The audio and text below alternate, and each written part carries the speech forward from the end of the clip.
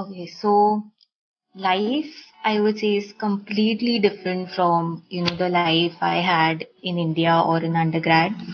The academic system here is really nice. Every course is very, very well structured. All the projects, they make sure that you're into it and they make sure that you work towards whatever you're studying.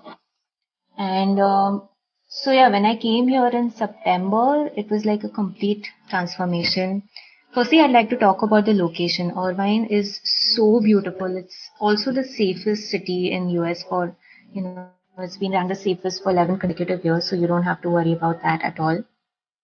It's beautiful, it's pretty, the weather is amazing. I mean, I know this year the Northeast has been just horrible with all the snowstorm and all, but Irvine is very, very pleasant all the time of year. And yeah, I mean, about academics, it has been a bit difficult because UC Irvine, as you might know, follows the quarterly system. So each quarter is like 10 weeks.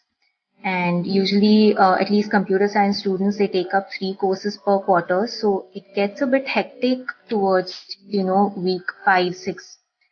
But yeah, you get used to it and it was a good journey. Yeah. Okay. So there must be a group, right, for all the universities, all the admits. Everywhere there's a WhatsApp group for all universities. So, some of the people from that group last year they had made a spreadsheet where, everyone had to put in their preferences. Either they want vegetarian roommates, non-vegetarian roommates, female roommates, how many, so here there are options for 3 BHK or 2 BHK, so everyone had to put in such preferences. People started contacting each other, talking to each other, trying to work things out. And that's how I even, contacted my roommates right now. And yeah, so using a spreadsheet, I think, would be the most ideal way to find roommates. And make sure that, you're very wise while choosing roommates. You don't want noisy roommates, or, you have to make sure your wavelength matches with all your roommates.